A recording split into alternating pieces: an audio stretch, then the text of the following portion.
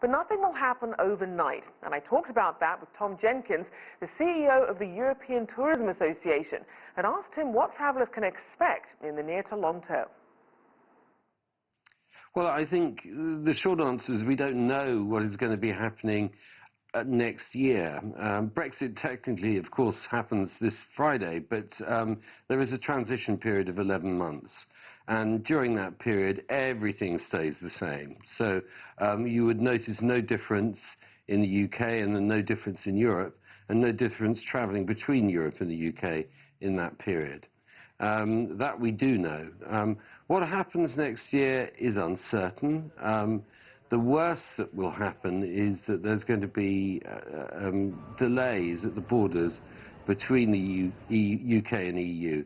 That's simply because the immigration status of UK citizens will have changed, and they've become very similar to those of the United States citizens. You will find that there could be a delay moving from the UK into a European airport or across the Dover Straits. But I think that's pretty unlikely. So then, as we do look ahead to 2021, what do travellers coming from outside the UK and the EU need to know? Well, I think the main thing they need to know is that there will be nothing to note.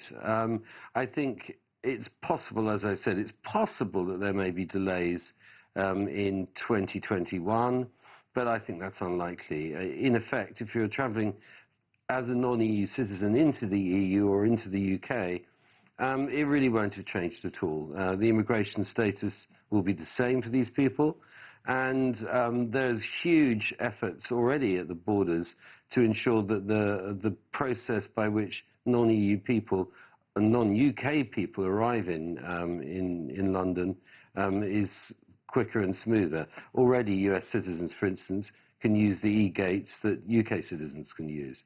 So I think there is nothing to be frightened of about the arrangements from a practical point of view at all. And then for Britons who are living in, not in Britain, but living outside in the EU, what are some of the conversations they're having, or some of the decisions they're having to make about what they're going to do nationality-wise? Well, I mean, this is a real issue for them. In the UK, EU nationals are being encouraged to apply for settled status, which is being granted freely, and I believe this is happening throughout Europe as well. UK nationals based there, doing work there, obviously need to apply for settled status as quickly as possible. It's going to be much, much tougher, we think, in 2021 onwards for UK nationals to work and to function in Europe. They will lose their rights to accessing the national health system in Europe, and they will find it much more difficult to obtain work permits. Work permits at the moment are obviously completely unnecessary. It's a single market. But I think, you know, this is to do with the intra-European economy. From a tourism point of view, there are a few people affected, but in general terms, from the incoming visitors' point of view, they're not going to see much change. Now, one thing to watch is what's happening with the British pound. It is still well below where it was before the original referendum. So what kind of domino effect can that have in terms of not just tourism, but really sort of the bang for your buck that you get?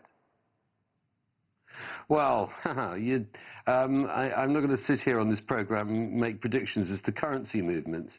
All I will say is that currency is one of the big driving forces behind tourism. When the dollar goes up, there are plenty of Americans traveling abroad. When the pound goes down, it brings in lots of people. And indeed, the comparatively low pound at the moment has meant that the UK has been enjoying record numbers of incoming visitors.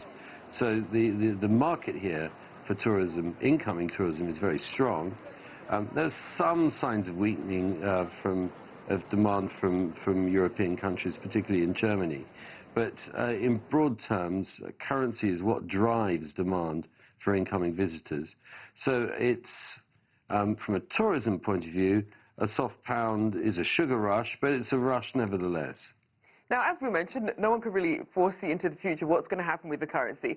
So as we do know, the final date now for the agreement to come into force is December 31st. Should we do all our UK and EU travel now before that door closes? Well, I think I'm duty-bound to say that there is no time like the present to come to Europe.